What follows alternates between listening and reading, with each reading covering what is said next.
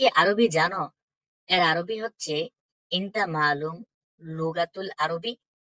ইনতা অর্থ তুমি, আনতা অর্থ তুমি, আন্তি অর্থ তুমি, তবে সেটা মহিলার ক্ষেত্রে ব্যবহার হয়। ইনতা আনতা পুরুষের ক্ষেত্রে ব্যবহার হয়, আন্তি মহিলার ক্ষেত্রে ব্যবহার হয়।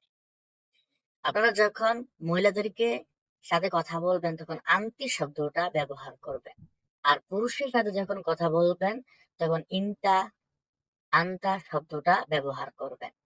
মালুম অর্থ জানা, লুগাতুল অর্থ ভাষা, লুগাতুল আরবি অর্থ আরবি ভাষা, লোগা অর্থ ভাষা, লোগাত অর্থ ভাষা, লোগাতুল অর্থ ভাষা। সবগুলোর অর্থ একই, সবগুলো সিমিলার শব্দ। লোগা, লোগাত, লোগাতুল। তারা যখন আপনার সামনে আরবি ভাষা কথা বলবে তখন তারা লোগা বলবে, লোগাত বলবে, এক এক সময় এক একটা শব্দ বলবে, আপনি বুঝে নিয়ে তাদের উত্তর দিবেন। তারপরের বাক্যে চলে যায়, চলো। না, আমি বেশি জানি না। এর আরবি হচ্ছে লা মু জিয়াদা। অল্প অল্প জানি, এর আরবি হচ্ছে মালুম শোয়া শোয়া। অল্প অল্প অর্থ শোয়া শোয়া, মালুম অর্থ জানি অথবা জানা। না বেশি জানি না, অল্প অল্প জানি, এর আরবি হচ্ছে লা মু জিয়াদা মালুম। মালুম শোয়া শোয়া। জিয়াদা অর্থ বেশি, মালুম অর্থ জানা, শোয়া অর্থ অল্প। আবার অনেক ক্ষেত্রে শোয়া আস্তে আস্তে বোঝায়। শোয়া অল্প অল্প, আস্তে আস্তে। এর কিন্তু বিভিন্ন ক্ষেত্রে এর অর্থ বিভিন্ন রকম প্রকাশ করে। যখন আপনি কাজ করবেন তখন আপনাকে বলতে পারে সুগুল শোয়া শোয়া, অর্থাৎ তুমি আস্তে আস্তে কাজ করো। আন্তা কাল্লাম শোয়া শোয়া, তুমি আস্তে আস্তে কথা বলো। এক এক সময় এক এক অর্থ প্রকাশ করে শোয়া শোয়া। চলুন পরবর্তী বাক্যে চলে যাই। যদি আপনি ভালো আরবি জানেন তাহলে আপনি বলবেন আলহামদুলিল্লাহ, আমি ভালো আরবি জানি। এর আরবি হচ্ছে আলহামদুলিল্লাহ, না আরবি মালুম মিয়া মিয়া। আলহামদুলিল্লাহ অর্থ আলহামদুলিল্লাহ, আনা অর্থ আমি, আরবি মালুম অর্থ আরবি জানি, মিয়া মিয়া অর্থ ভালো জানি, এরকম বোঝায়। মিয়া মিয়া অর্থ একশো একশো, মিয়া অর্থ একশো, মিয়া মিয়া অর্থ একশো একশো। তারা এই শব্দটা বেশিরভাগ ব্যবহার করে মানে বেশি জানার ক্ষেত্রে, বেশি পারার ক্ষেত্রে, কোনো কিছু ভালো বোঝাতে তারা এই শব্দটা বেশি ব্যবহার করে, মিয়া মিয়া। এর পরের বাক্যে চলে যাই।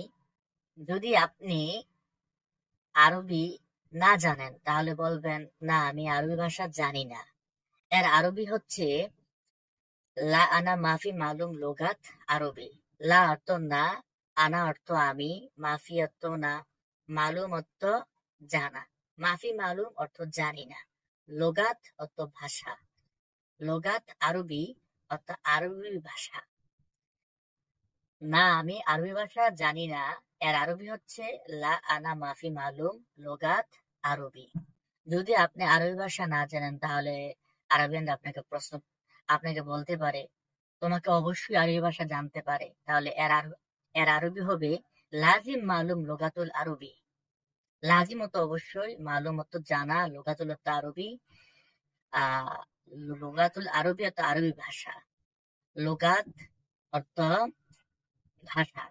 লাজিম মালুম লোগাতুল আরবি, অবশ্যই তোমাকে আরবি ভাষা জানতে হবে। এর উত্তরে আপনি বলতে পারেন যে আমি নতুন এসেছি, ইনশাল্লাহ ধীরে ধীরে আরবি ভাষা শিখবো। এর আরবি হচ্ছে আনা ইজি জেদিদ, আমি নতুন এসেছি। ইনশাল্লাহ শোয়া শোয়া আল্লাম লোগাতুল আরবি। শোয়া শোয়া অত ধীরে ধীরে, আল্লাম অত শিখা, লোগাতুল আরবি অর্থ আরবি ভাষা। ইনশাল্লাহ আমি ধীরে ধীরে আরবি ভাষা শিখ। এর পরের শব্দ হচ্ছে, আপনাকে প্রশ্ন করতে পারে তুমি কি কাজ পারো। এর আরবি হচ্ছে ইনতা শুগুল ইকদার। ইনতা অর্থ তুমি, এসব তো কি, শুগুল অর্থ কাজ, ইকদার অর্থ পারা। তুমি কি কাজ পারো, এর আরবি ইনতা শুগুল ইকদার। যদি আপনাদের আমার ভিডিও ভালো লেগে থাকে তাহলে আমার চ্যানেলটাকে অবশ্যই সাবস্ক্রাইব করে রাখবেন এবং বেল আইকনটি বাজিয়ে রাখবেন যাতে করে আমার সব ভিডিও আপনারা সহজে পেতে পারেন। চলেন এর পরের শব্দ। তোমার কাছে কাজ আছে। এর আরবি হচ্ছে ইন্দিক এস সুগুল মজুদ। ইন্দিক অর্থ তোমার কাছে, এই সত্য কি, সুগুল অর্থ কাজ, মজুদ অর্থ আছে। তোমার কাছে কি কাজ আছে, এর আরবি হচ্ছে ইন্দিক এস সুগুল মজুদ। আপনি সৌদিকে প্রশ্ন করতে পারেন তোমার কাছে কি কাজ আছে, কারণ আপনি যদি প্রশ্ন না করেন তাহলে তো আর আপনার কাজ পাবেন না। তাই আপনারা ভালো করে যদি আরবি ভাষাটা শিখেন তাহলে কিন্তু আপনি সহজে কাজ করতে পারবেন। আপনি যে কোনো কোম্পানিতে কাজ করেন, বাইরে কাজ করেন, যেখানেই কাজ করেন না কেন, আপনি কিন্তু ভালো করে আরবি ভাষাটা জানতে হবে। আর আপনি যদি আরবি ভাষা জানেন তাহলে যে কোনো আরবেনরা আপনাকে দিয়ে কাজ করাতে ওরা স্বাচ্ছন্দ্য বোধ করবে, কারণ ভাষা জানা লোক দিয়ে কাজ করাতে সবাই স্বাচ্ছন্দ্য বোধ করে। আপনি তো যে আপনার পাশে এমন কোনো মানুষ থাকে যার কাছে আপনি মনের ভাব প্রকাশ করতে পারেন না, তাহলে কিন্তু আপনার কাছে খারাপ লাগবে এবং তাকে দিয়ে আপনি কাজ করাতে চাবেন না। প্রত্যেক মানুষে চায় যে এমন মানুষ দিয়ে আমি কাজ করাই তার কাছে আমার মন কি চায়, মানে আমি তাকে তাকে দিয়ে কিভাবে কাজ করাতে চাই সেটা তাকে আমি বলবো, আর সে বুঝে বুঝে কাজ করবে। তা প্রত্যেক মানুষে চায়। তাই আমি আপনাদেরকে বলবো গুরুত্বের সাথে ভাষাটা শিখবেন এবং প্রত্যেকটা বাক্য ও শব্দ আপনারা মোবাইলে স্ক্রিনশট দিয়ে রাখেন। যখন অবসর হবেন তখন এই অবসর সময়ে আপনারা মোবাইল থেকে বের করে শব্দগুলো শিখবেন। তাহলে অতি সহজে কিন্তু আপনি আরবি ভাষা শিখতে পারবেন। যদি শুধু ভিডিও দেখে যান, দেখে দেখে চলে যান, আরবি ভাষা একটু কঠিন, আপনি মনে রাখতে পারবেন না, আর আপনার জন্য অনেক সময় লাগবে। এতে করে কিন্তু আপনি অনেক পিছিয়ে পড়বেন প্রবাস জীবনে। পরের বাক্যে চলে যাই। তুমি জানো ইলেকট্রনিক কাজ? আপনাকে প্রশ্ন করতে পারে আরাবিয়ানরা, তুমি জানো ইলেকট্রনিক কাজ, তুমি কি ড্রাইভিং জানো, তুমি কি টাইলস এর কাজ জানো, বিভিন্ন প্রশ্ন করতে পারে আপনাকে। এর আরবি হচ্ছে ইনতা মালুম কাহারাবা সুগুল, বা ইনতা মালুম সাইয়িক, অর্থাৎ তুমি কি ড্রাইভারের কাজ জানো, অথবা তুমি কি রান্না বান্না জানো। ইনতা মালুম তাব্বাক, তাব্বাক অর্থ রান্না করা। ইনতা অর্থ তুমি, মালুম অর্থ জানা, কাহারাবা অর্থ ইলেকট্রনিক, সুগুল অর্থ কাজ। তুমি জানো ইলেকট্রনিক কাজ, এর আরবি হচ্ছে ইনতা মালুম কাহারাবা সুগুল।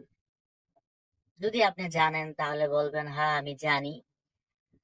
এর আরবি হচ্ছে আইওয়া আনা মালুম। আইওয়া অর্থ হা, নাম অর্থ হা, হা। আনা অর্থ আমি, মালুম অর্থ জানি। আইওয়া আনা মালুম। যদি আপনি না জানেন তাহলে বলবেন লা আনা মাফি মালুম, আমি জানি না। তারপর আপনাকে আরবিয়ান প্রশ্ন করতে পারে তুমি কখন আসবে। এর আরবি হচ্ছে মিতাইজি। মিতা অর্থ কখন, আসা, আসবো। এর আরবি হচ্ছে ইজি। মিতাইজি কখন আসবে।